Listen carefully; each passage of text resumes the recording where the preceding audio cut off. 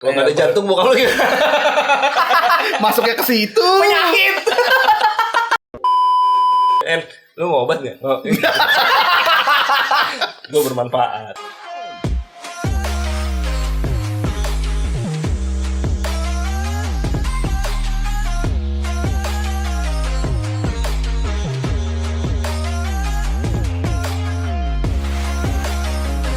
Kalau yang mencekam yang buat gue inget banget itu bukan medsos, kayak semua beritanya serem banget, mencekam lah buat gue ya. Terus udah di medsos kayak gitu, di komplek perumahan, di masjid ngumumin kedukaan, pada meninggal. Itu bisa berapa kali sehari katanya kalau kita 4-5 kali loh. Terus sedih sih. Ambulans lalu lalang. Wah, gue bilang, aduh serem banget ya. Ingat ini nggak? Ada di grup siapa ya? Bunga ya, kayak ngirim itu tau nggak lu? Yang orang pakai nakes pakai hazmat. Oh iya. Aduh, iya. Aduh, gue ngeliat, sedih bener, sedih asli sedih. Iya. Sedih ngeliatnya. Dan yang gue inget tuh waktu almarhum gue meninggal, yang gue inget banget adalah orang saat itu pengen ngambil, kan om gue itu kejang-kejang di rumah kan. Itu nggak ada yang nggak berani ngangkat karena satu rumah itu COVID gitu. Dan wajar ya Hen. Iya. Gue nggak bisa, gue nggak akan menyalahkan sih kalau gue jadi iyalah gimana gitu, ketakutan orang. Betul, karena satu kan mencekam gitu. ada Delta gitu. Itu kayak apalagi Delta itu mencekam banget gitu. Saat itu karena fatality rate-nya kalau nggak salah ya lebih tinggi kalau nggak salah saat itu ya. Sempet longgar, turun tiba-tiba Delta jeder. Itu dari India nggak sih? Yang India bakar-bakar ini ya di jalan. Iya. Bakar-bakar mayat di jalan. Iya. Wah, itu gue kayak nyari tes PCR ngantri susah, hasilnya lama. Iya. Jadi buat tahu lu COVID atau enggak kan, jadi misalnya lu nggak rentetan waktunya kan nggak tahu tuh kapan gitu.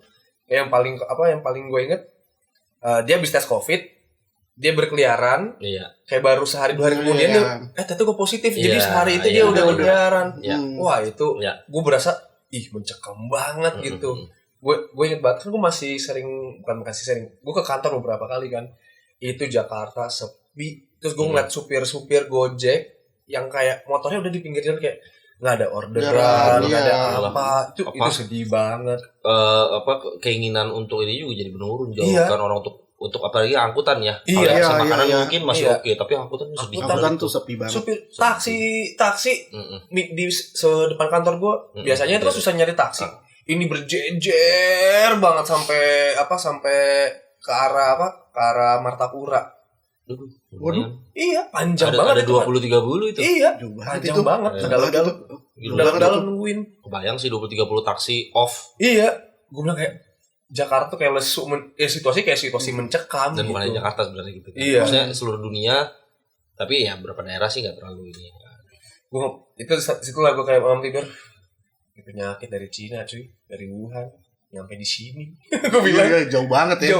Jauh banget. Wah, tapi kan sebenarnya nggak bisa juga kita bilang gitu. Kalau bisa bilang jauh banget tuh, kalau sekarang dengan medsos kan dunia udah borderless. Maksudnya secara jarak kita nggak pernah kepikiran kayak gitu loh. Iya sih. Sesuatu yang dari negara lain nyampe ke gua di Depok gitu. Iya. Di Depok pertama lagi. Depok pertama lagi gitu. Itu gak kebayang ya yang Depok pertama kali ya, maksud gua situasinya ininya gitu. Tapi sih ya menurut gua agak lama sih ya perjalanan, bukan agak lama ya. Menurut gua ada memang proses-proses yang kita lalui sampai kemudian, dan bahkan mungkin gue nggak tahu, tapi di gue sempat ada titik bodo amat lah gitu. Gue sempat begitu tuh, bodo amat lah kalau gini. Gue berusaha sekuat mungkin. Gue termasuk salah satu yang menjaga, karena gue kan pulang ke rumah tiap Sabtu Minggu untuk ketemu orang tua gitu kan. Ya gue kan nggak mau terjadi sesuatu sama mereka ya, karena gue yang berkeliaran gitu. Harus ke kantor juga, harus kemana gitu. Tapi poinnya adalah gue sempat di titik bodo amat lo, udah kalau gue harus kena gitu. Gue sempet tuh. Iya. Ya gimana gitu, mau mencegahnya gimana ya gitu. Walaupun ya tetap menjaga diri dan segala macam, tapi ya kalau harus kena, aduh. Nah itu. Ya. Yang penting gue saat itu sampai di titik itu juga gue berpikir, bisa nggak gue tidak menularkan ke orang. Iya, betul. Itu doang udah akhirnya gue. Jadi gue akan berhati-hati untuk tidak menularkan ke lu, tapi kalau gue harus kena dari lu ya sudahlah. Gue mau bilang apa juga gitu. Gue mau nyalahkan lu juga nggak nggak pada situasinya sebenarnya, karena lu juga jangan-jangan nggak tahu. Iya. Gitu-gitu kan, lu nggak tahu lu tularkan siapa, lu tularkannya nggak tahu dah. Iya. Jadi untuk menyalahkan sih nggak lah gitu. Udah, tapi ya gue berusaha agar gue tidak menyalahkan diri gue sendiri saat harus menularkan, bukan saat nggak sengaja menularkan ke orang lain gitu. Di titik itu sih gue.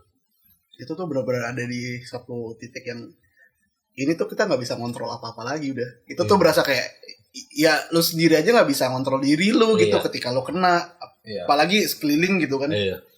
Lingkup dalam rumah pun kayak mau bilang nggak boleh keluar nggak boleh gini. Susah juga. Ya. Akhirnya orang-orang juga mikirnya kan ya udahlah, gue butuh cari duit, gue butuh apa. Dan kalau gue di sisi lain adalah gue saat itu kan lagi di kantor lama gue itu udah sekitar 3-4 tahun lah ya. Dan itu gue lagi apa kerja. Yang bikin gue ngedrop semua kayaknya berhenti tuh rekrutmen. Iya. Karena ekonominya kan stuck langsung. Iyalah. Gue kayak gue bilang mau ngirim juga susah. Mau interview juga ngeri kan. Ngeri. Terus nggak ada yang manggil nih, mending gue yakin nggak ada yang manggil. Habis itu gue lagi beasiswa, kampus berhenti, nggak bisa ngelayanin apa-apa. Waktu itu Atma pokoknya lagi kosong dah, nggak ada orang sekre, nggak ada. Jadi gue mau legalisir nggak bisa, gue mau buat rekomendasi nggak bisa. Gue kayak jadi benar-benar gue berasa itu hidup gue udah stuck, udah kegiatannya udah gini aja, bertahan hidup lah, gue bilangnya. Iya. Hidupnya lu hidup untuk bertahan hidup. Iya gitu. Udah dari hari ke hari aja. Dari hari ke hari aja. Aja. Wah, gue bilang aduh. Ya di sisi lain yang Maron bilang expense gue nurun, tapi nggak nurun juga sih. Ya itu ngirim-ngirim. Ya solidaritas kita kayak kirim. Abis itu misalnya ada super Gojek yang ngambil, kasih tip gedein dikit gitu. Itu tuh yang kayak dipahami. Itulah yang kalau gue ngerasanya itu ya pandemi kayak di satu sisi kalau gue buka medsos, di jendela medsos itu mencekam, tapi kalau di tempat lain gue berasa kayak wah gila ya, saling peduli, saling ini ada juga gitu. Jadi ada support moral yang gue berasa diangkat lah. Kita nonton Piala Eropa, saling kayak main game gitu, main Mobile Legend, kayak lupakan sejenak lah, sejam 2 jam ini kita main lah gitu. Gitu. Padahal itu momentum. Kalau mau dipikir-pikir lagi ya, ini kan karena kita udah agak lewat ya, agak tenang situasinya. Mau dipikir-pikir sih, sebenarnya itu momen yang baik untuk, ya itu tadi slow down sebenarnya. Kalau untuk kita yang beruntung bisa melewati fase itu dengan sampai saat inilah gitu, ya, harusnya bisa slow down sih. Tapi kayak Ardi tadi bilang, akhirnya berpikirnya hari ke hari, lu juga bilang ya, hari ke hari survival kita disibukkan dengan itu sih kayaknya. Akhirnya stres juga. Maksudnya berita duka semua. Iya. Pak masjid ngumumin itu terus IG kan. story. Butuh oksigen tabung, butuh plasma darah, buat apa? Waduh. Ya kita saling pada gua repostin ya, gua screenshot ya. Iya, akhirnya semua isinya begitu. Isinya kayak gitu. Semua. Iya. Waduh. Mencekam. Tapi untungnya kan bukan untungnya lagi untungnya. Tapi situasinya karena semuanya ngalamin itu sih jadi lebih maksud gue tidak hanya sebagian orang yang kemudian sebagian lagi cuek gitu, nggak gitu sih kayaknya. Kayaknya yang tampak di sekeliling maupun mungkin ada aja yang batu aja udah cuek aja udah gitu. Mungkin nggak takut ya terserah lah gitu. Tapi karena hampir serempak, hampir bahkan seluruh dunia, jadi kita sama-sama kayaknya gitu ngalamin yang lewatin gitu. Iya. Apalagi krisis masker saat itu kan, krisis masker tuh, krisis hand sanitizer. Iya. Wah itu lumayan gua sampai bikin ini sendiri hand sanitizer sendiri. Iya, gua bikin semprotan sendiri. Gua kalau gua sampai rumah disemprot-semprotin sama mama gua, bikin sendiri pakai pakai Dettol campur air itu semprot. Iya. Yang sampai segitunya gue cuma pakai kolor doang ke depan rumah. Jadi baju langsung taruh dalam dari luar. Iya. Itu kayak wah gila sih. Kayak dulu tuh kalau gue ngeliat ada waktu kuliah ya, kuliah kan jauh dari pandemi lah tuh waktu kuliah. Ngeliat cewek-cewek yang bawa hand sanitizer di tas tuh kayak Centilan. Apaan sih so bersih lu. Lu ngomong gitu gue jadi inget-inget gue bawa nggak ya? Oh nggak, gue bawa sabun karena gue suka buang air besar di kampus. Jadi kan gue harus butuh sabun. Gue ini banget kan gue resik. Gue bawa sabun sih tapi sabun cair botol kecil. Gue bawa sabun cuci muka. Oh iya. Bawa sabun cuci muka ya, tapi maksudnya hand sanitizer yang di tidak familiar ya saat itu. Iya, saat itu kan mau makan mau apa aneh banget kayak gitu. Gue bilang apaan sih? Dan waktu itu kan kita kayak gue nggak tahu bedanya sama sekarang yang menurut gue adalah dulu tuh hand sanitizer pas dipakai tuh masih malah tangan berasa lengket, malah nggak enak kan. Produknya belum disempurnakan. Iya, kalau sekarang kan udah bisa malah sekarang setiap pakai sanitizer itu kayaknya ini aja gitu seneng aja kayaknya. Iya, enak nih dingin nih. Gue udah bersih. Ya kan? Langsung merasa oke. Kalau dulu mas sih ketentuan sebersih nih. Sekarang bawa mulu di tas kan. Mau dibilang kayak ya sekarang udah lewat, cuma ya akhirnya jadi kebiasaan masker. Iya. Hand sanitizer. Iya, gue tetap jadi kebiasaan. Pakai masker, gue tetap suka aja di tempat umum ya. Maksudnya yang banyak orang, yang apalagi yang gue tidak kenali gitu, yang nggak terkontrol lah, gue situasi itu. Kalau gue sih pas karena gue naik kendaraan umum ya, selalu naik kendaraan umum ya mesti. Dan akhirnya kemana-mana jadi kebiasaan gitu kan, bawa masker cadangan. Oh iya, ini juga. Masker cadangan. Jadi akhirnya kalau beli kayak gue masker jenik kayak emang gue kayak emang pandemi ini desain buat kayak gini. Jadi lu berasa dari hidung ke atas ya kalau ya. Iya. Kalau dibuka kan bulat gitu.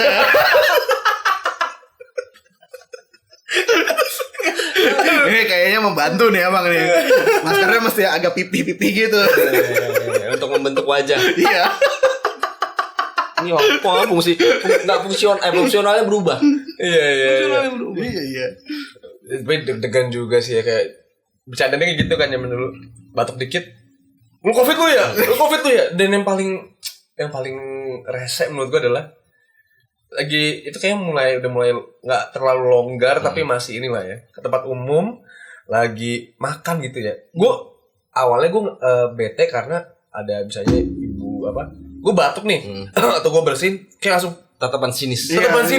Tapi ternyata di alam bawah sadar gue ada yang kayak gitu. Gue juga ngelakuin kayak apa sih batuk-batuk nih. Kan kayak gue mengenali diri gue juga bahwa ternyata ya mau gimana gitu. Tatapan sinis tuh. Aduh. Gue kayak gitu berasa banget waktu di kereta. Jadi kan gue ya walaupun pandemi gue tetap pulang pergi naik kereta kan. Kereta tuh nggak sepadat yang biasanya gitu. Cuma untuk jalur gue buat duduk tuh nggak mungkin gitu, nggak mungkin. Gue pasti berdiri dan pasti kalau dibilang berjarak juga ya udahlah yang penting bisa naik gitu kan. Itu kalau misalnya di satu gerbong itu ya ada lu bayangin satu gerbong semua begini nih segerbong. Ada yang mulai pukul. Kekerasan itu gimana kan bullying langsung. Jadi kalau misalnya naik gue mau naik kereta terus gue ngerasa tenggorokan gue gatel, gue tunggu dulu, gue minum ngapain kayak wah ini udahlah. Kalau udah dia parah kayak gitu dipanggil PKD. Oh iya dipanggil PKD, Pak, batuk-batuk. Gimana coba lu? Kalau lu mau iseng, lu tunggu stasiun. Begitu pintu mau tutup keluar, batuk tadi keluar sambil kabur. Gila enggak masuk lagi. Tunggu stasiun keluar. Masuk lagi lompat lagi ke dalam. Itu tuh ada, gue pernah sampai dipanggil PKD gitu, Pak, yang itu batuk-batuk terus dari tadi. Ya itu kan ini juga ya, maksudnya ya akhirnya gue kayak ngewajarin kayak karena lu di tempat umum dan ada pembatasan terus ada yang sakit kayak waduh. Iya kan kayak mau gimana? Padahal dulu kalau ada yang batuk-batuk nggak pakai masker sebelah lu gitu kan, batuk-batuk paling cuma Iya. Kalau ini ada yang batuk satu gerbong liatin begini. Buset deh. Tapi pelajaran itu salah satu ini juga tuh berubahnya kebiasaan. Tapi pelajaran paling menarik, bukan paling menarik lagi ya. Covid aja gitu. Pelajaran yang gue dapat di Covid adalah nggak bisa diprediksi ternyata ya. Gila gue nggak pernah ngebayang gitu bahwa di 2020 akan di slow down begitu. Gue selalu berpikir karena gue dulu kan besar di Banjarmasin, kota yang pace atau iramanya tidak secepat Jakarta, di mana jam 10 mungkin itu udah sepi banget lah gitu. Di Jakarta kan apa jam 3 pagi juga rasanya, kecuali daerah tertentu ya, tapi masih rame lah gitu, masih ada kehidupan segala macam. Gue membayangkan malah dulu di masa depan akan lebih cepat lagi nih iramanya, ternyata di slow down langsung gitu. Gila, nggak keprediksi itu yang buat gue nggak bisa keprediksi hari esok ya gitu. Susah juga ya gitu. Langsung keputus semuanya saat itu, keputus semua ya. Dan kita dipaksa shifting ke online gitu, dan kemudian jadi memaksimalkan online. Oh ini cashless itu paling juga berasa sampai sekarang sih. Sampai sekarang semua udah shifting, udah nggak pakai uang kertas. Karena ada perpindahan ini ya, fisik ya gitu. Dan yang sampai sekarang pun yang kayak yang ini ya, kalau gue kebiasaan gue yang tadi bawa cash, sekarang mau bayar bisa QRIS nggak? Nanya dulu. Bisa pakai e-wallet nggak? Bisa pakai apa? Jadi gue juga jadi akhirnya mengupdate diri gue dengan teknologi sebenarnya. Iya. Yang awalnya gue kayak mager ke ATM ngambil cash, sekarang gue mengupdate ilmu gue teknologi gitu. Itu yang salah satu yang gue alamin sih perubahannya ya. Perubahan gue yang tadinya gue sering bawa cash, jadi sekarang gue udah ke teknologi gitu, semua cashless. Termasuk mungkin lebih dibanding dine in, lebih sering pesan untuk di ini ya, ojol gitu. Itu sih gue ngerasa tuh kebiasaan yang apa ya. Jadi akhirnya sekarang kalau misal di rumah gitu kadang udah pesan aja lah. Pesan aja. Pesan aja udah malas keluar. Terbiasa sih ya, juga sih ya. Tapi itu menurunkan ini enggak buat kita? Menurunkan interaksi tatap muka sama orang enggak? Gue agak berasa sih. Maksud gue kalau gini, berasanya adalah ternyata kalau interaksinya tidak sepenting itu tatap muka, ya nggak perlu amat gitu. Jadi gue bahkan sekarang kalau diajak orang ketemuan lo gini, gue menilai. Kalau dulu ketemuan ayo, tuh bahkan gue tahu misalnya sama kalian lah, misalnya gitu. Ketemuan atau kalau ketemuan lo udah direncanakan ya. Contoh lagi di sini nih, ini nggak? Yang kayak gitu sering banget ya. Dulu sering banget. Kita nggak tahu tuh sebenarnya ketemuan ini apa yang akan terjadi. Malah kadang bisa buang-buang waktu ya. Fair-fairan aja gue bilang gitu. Tapi kan masa seneng aja kan. Sekarang kan gak relevan banget kayaknya gitu. Jadi ngajaknya juga males, diajaknya juga jadi bukan males, jadi ngukur sepenting apa gitu. Kalau nggak penting-penting amat, lah bro, video call apa. Kalau cuma ngobrol ya gitu. Gue berapa kali sama Henry, Henry udah di rumah kan, apalagi dia video call aja kan, pencet gitu.